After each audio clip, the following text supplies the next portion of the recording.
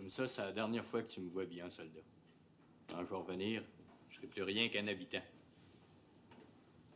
Laisse-moi te regarder un peu, là. Comme ça, j'en aurai souvenance. Tiens-toi bien droite, là, que je te passe à l'inspection, comme un officier. Ouais. Vous avez les oreilles comme des choux-fleurs, le nez comme une patate, vous êtes maigre comme un chicot de blé d'Inde, puis vous avez les pieds pleins d'oignons. Un vrai cocon de supate. L'armée n'a pas besoin de vous, mon ami. Allez faire le coding ailleurs. Allez faire l'habitant chez vous.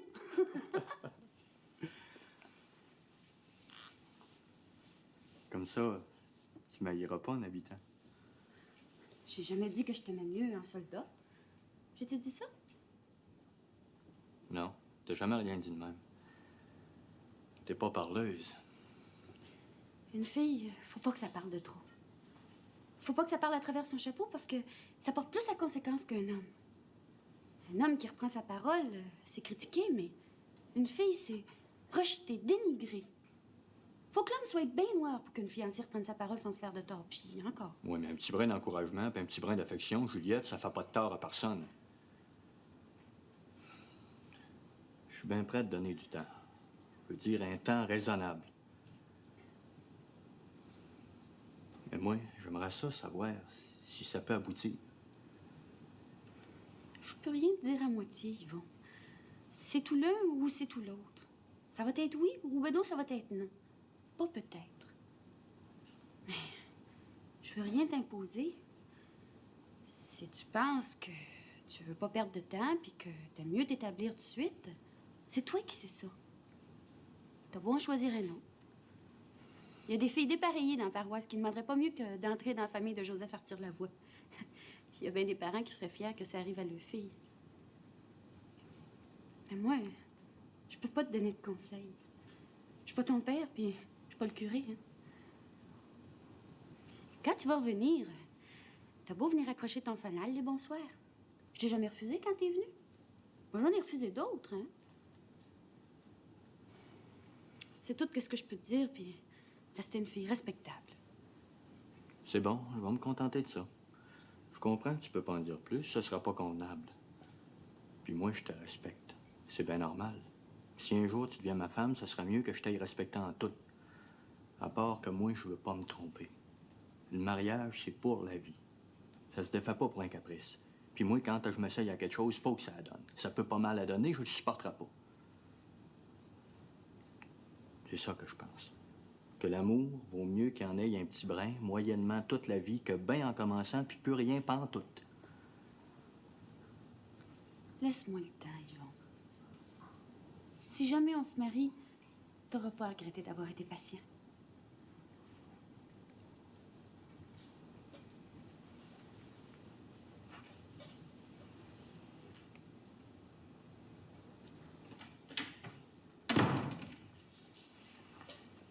Ah ben, t'es là, toi? Ah, je te dis, mon homme, qu'il faut pas qu'une mère ait le dos tourné bien longtemps pour que sa fille tienne sa place, hein? Tu pars une minute, puis le loup est déjà rendu dans la bergerie. Oudon!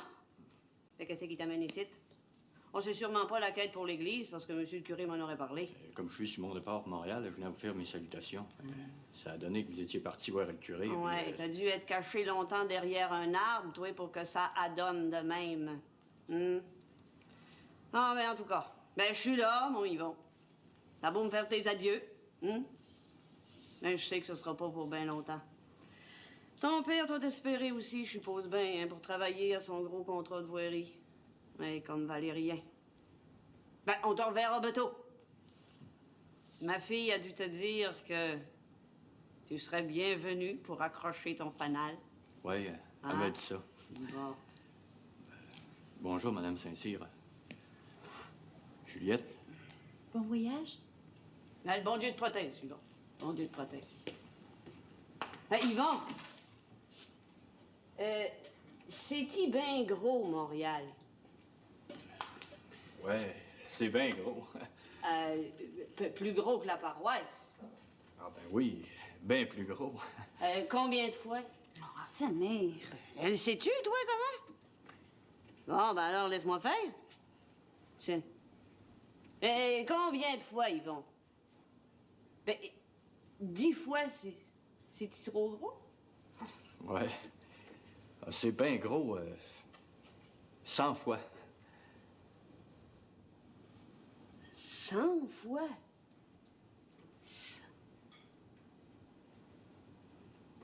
Te moques-tu de moi, toi, mon sacripant? 100 fois.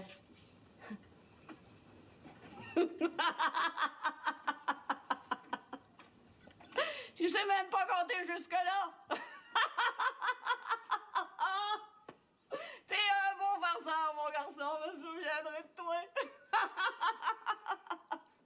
Tu viendras nous raconter ça à la veillée. J'inviterai les voisins, là, puis ça sera une soirée dépareillée. Ah, la revoyure, Yvan, la revoyure.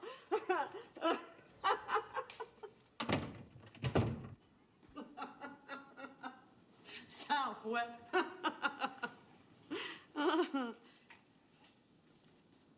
Penses-tu que c'est possible, toi et ma fille, que ce soit si gros que ça? J'en avais déjà entendu parler. Mais là, ça me saute d'en face tout à coup. 100 fois plus gros que la paroisse. C'est gros. J'ai jamais compté jusque-là. Je sais même pas si je saurais. Hey, ça doit être effrayant, du monde de même. En tout cas, ceux qu'on connaît sont bien fins. Monsieur puis Madame Fournier, c'est du monde comme nous autres. Ils sont plus riches, c'est tout. Ouais, tant que ça. Va falloir que j'y en reparle à Yvon quand il va revenir. Il n'y a pas de ni ci ni ça. Je veux savoir s'il s'est moqué de moi. Puis de toi aussi, ma fille. Bon, je n'ai jamais pensé que Yvon était un menteur, mais des fois, tu sais, on sait jamais. T'as coup, là, qu'il aurait pogné ça à la guerre.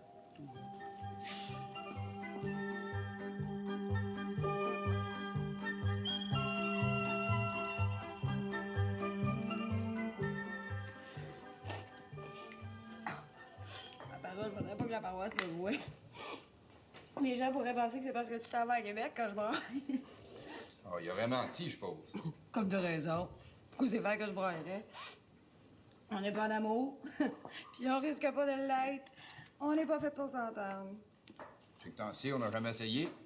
Manquerait plus rien que ça. T'es trop indépendant. T'es trop frais. T'es trop fendant. Tu sais tout. Y a personne pour t'en montrer. Tu finis de me bénir? L'eau bénite, garde-en pour toi, tu peux en avoir besoin. C'est-tu vrai ce que je viens de dire? Qu'est-ce que tu veux qu'une femme fasse avec un homme qui ne sait jamais sur quelle branche il marche? Il est toujours à pourrir les bois, à trouver que la job qu'il a pas encore est meilleure que celle qu'il a, qu'il aime mieux coucher dans son canot que dans son lit, draver le bois que de semer son champ, puis aller à la chasse que de bûcher son bois d'hiver. Puis j'en passe. C'est qui te prend, toi? As-tu mangé de la vache enragée? Ben non, si tu te sens devenir vieille fille avant ton temps. Réponds. T'as bien raison. Qu'est-ce qui me prend de m'occuper de tes défauts? Comme si j'en avais pas moi-même. C'est ça. Trouves-tu que j'en ai tant que ça? Mais veux-tu bien me dire que c'est que j'ai fait au bon Dieu aujourd'hui pour me faire rétribuer de même? Maudit enfer de créature. Le sais-tu, moi, si t'as des défauts? J'ai d'autres choses à faire que de te guetter. T'as été parti pendant 2 ans, c'est à peine si on t'a vu à Pâques pour jour de l'an. Ah, pour moi, t'es comme une étrangère, rien de plus. Une étrangère, veulent rien la voir. On est élevés dans la même paroisse. On est à petite école ensemble, on peut pas être étrangers, tu sais bien. Même si on se voit pas pendant des années.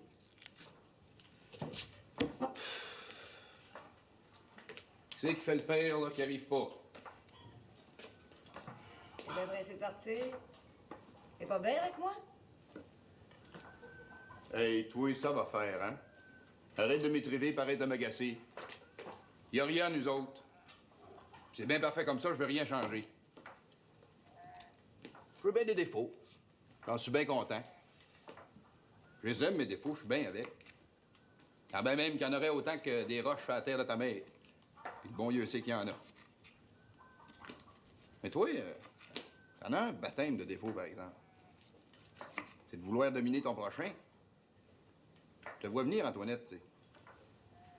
Si jamais je montrais un petit penchant, là, le moindre petit penchant pour toi, je sais bien ce qui m'arriverait. Tu me casserais la politesse pour aller promener ton panier percé dans toute la paroisse? J'aurais de l'air d'un innocent? Non, ma fille, pas moi. Pas Valérien Lavoie. Contente-toi de Macpherson. Lui, tu lui dirais de conduire les vaches au grenier, il te croirait sur parole.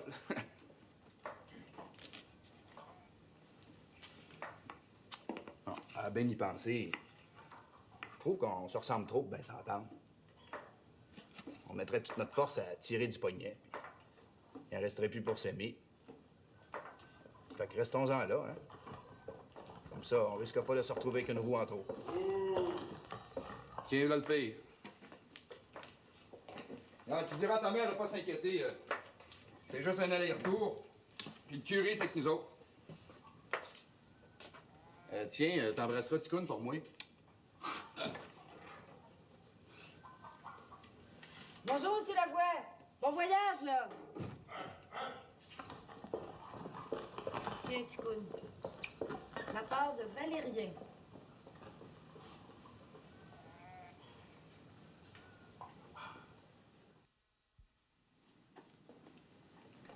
Veuillez vous mettre à l'aise, monsieur le curé, ainsi que vos amis. Maître Savary va venir, ce ne sera pas long. S'il vous plaît, patientez. Merci, ma sœur. On n'est pas pressé, nous avons tout notre temps.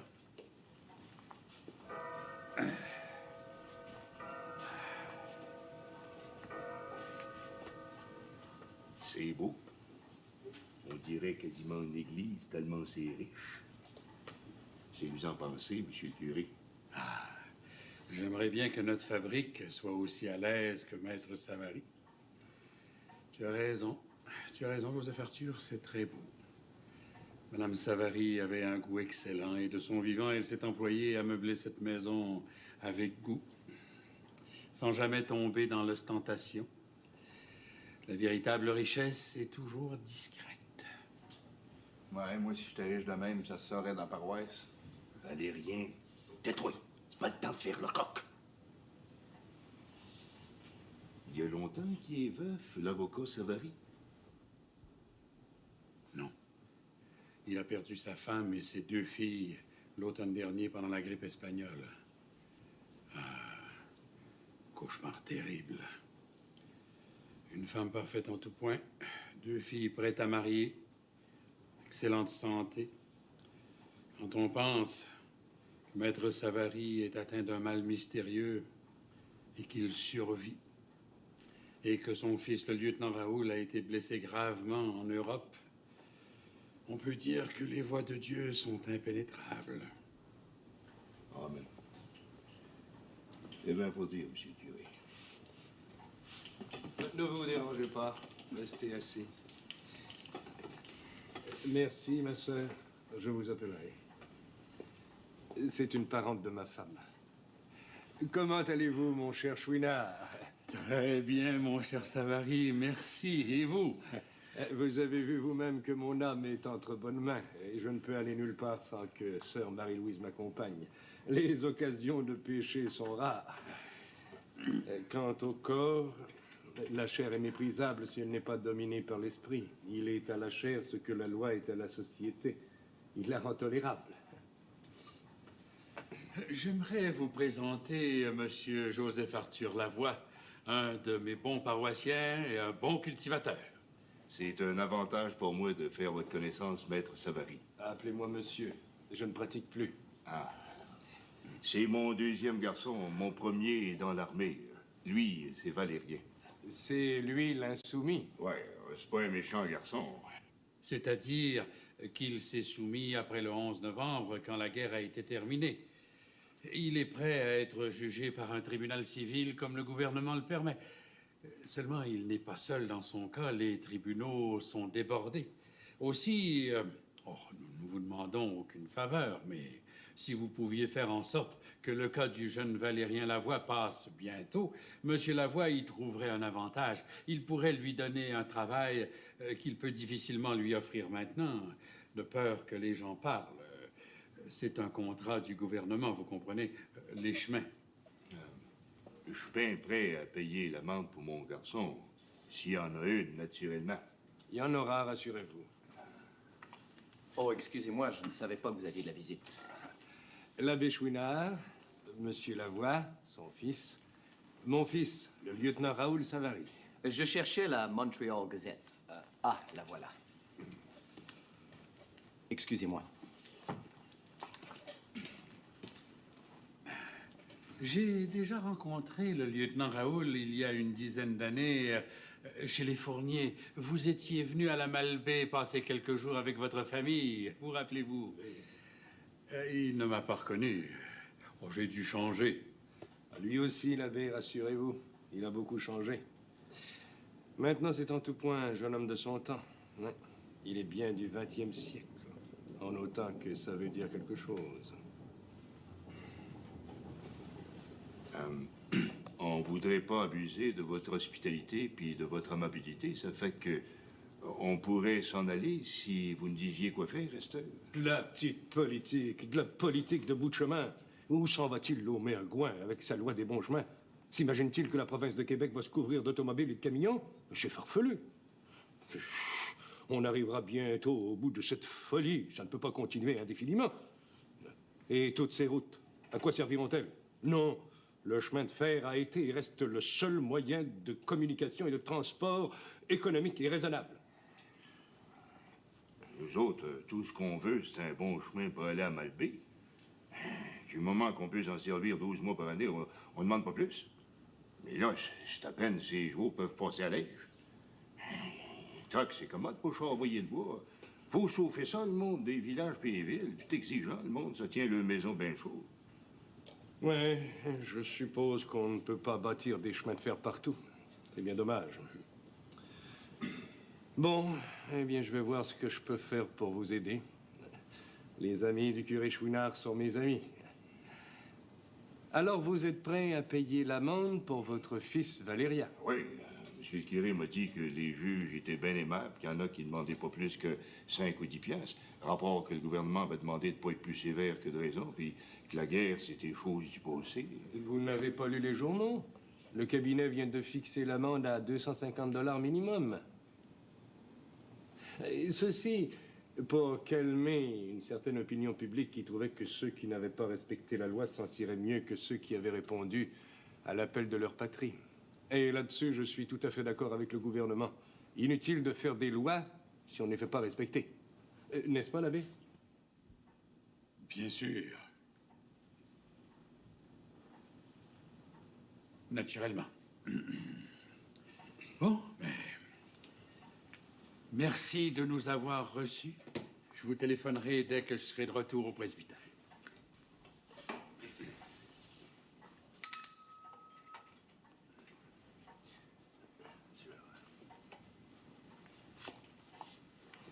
Voulez-vous, ma sœur, reconduire ces gens à la porte? Je vais attendre ici. J'attends de vos nouvelles. Bon retour chez vous.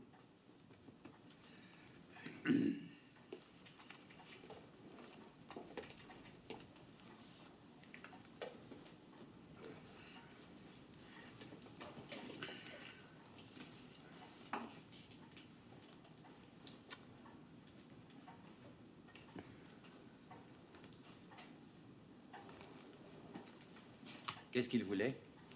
Oh, un peu d'aide. Le fils est un insoumis, le père en a besoin pour un travail quelconque. Le cas classique avec le curé.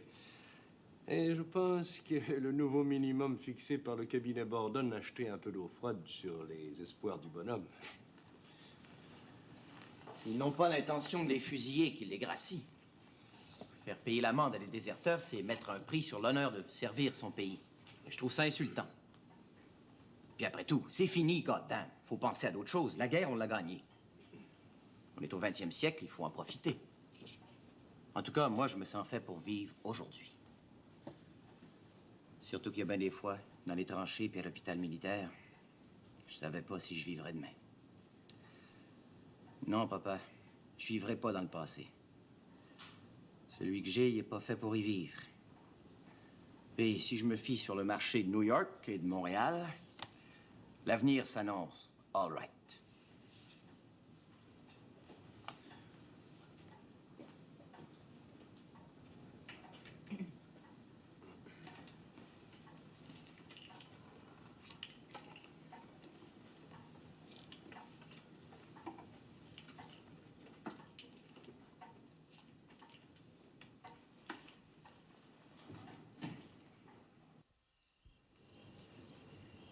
Je me demande si ça a bien marché à Québec. À cette heure-ci, ils doivent bien le savoir si l'avocat peut faire quelque chose pour Valérien. J'ai assez hâte de savoir. Tu le sauras demain, Beto. En tout cas, si ça va bien pour Valérien, je suis bien contente pour lui. Mais pour nous autres, il va falloir jamais trouver un homme engagé. Parce que Mme Davis, elle me laissera pas partir les beaux jours pour me garder rien que quand il mouille. Une engagère, eux autres aussi, ils en ont besoin en plein temps. Avec la maison qu'ils ont, je ne pas des bras là-dedans, ma fille. Et toi non plus, ta patronne ne te laissera pas aller. Oh, ben, je voudrais pas qu'elle me laisse aller. J'aime assez ça, travailler pour elle. J'aime ça chez eux. C'est beau. Je me sens bien. C'est pas que j'aille ça, faire les foins. Non, j'aime ça. Mais je pourrais pas me passer de travailler pour M. Mamfournier. C'est pas ce que ça me fait, mais on dirait que je trouve ça plus facile quand arrive l'hiver. Les soirées sont tellement longues. Ça finit plus. Ça fait que je pense à l'été. Aux belles soirées quand il vient bien du monde. Je me souviens de chacun d'eux autres. Les femmes sont bien habillées. Puis ils mettent pas la même robe toute la journée. Oh non. Le soir, ils en mettent un autre pour aller souper. Puis l'après-midi, quand il fait beau, les plus jeunes s'habillent tout en blanc pour s'envoyer une balle par-dessus un filet avec un bâton emmanché comme une raquette. Ah ben, tu connais ça, le tennis? Ben oui. Puis il y en a qui se mettent des robes toutes écorchées pour aller se baigner dans la mer. Oh ben, ça, là, je sais pas si je pourrais. Puis devant les hommes, en plus. Mais pour le reste, je m'imagine à leur place, puis j'aime bien ça. Ça fait que ma petite sœur a pris le bon lieu que la mère trouvait un homme engagé. McPherson, lui, il a-tu dit qu'il retournait pas chez eux, le matin? Il ferait peut-être un bonhomme. McPherson? Oui. Oh, c'est ridicule. Tu veux la ruine de notre mère? Moi, je pourrais pas endurer de voir ça ici, un homme de même. Mais c'est ton idée. Je vais pas t'empêcher de parler si ça peut aider. T'en dirais un mot à mère parce que moi, j'aime autant pas m'en mêler.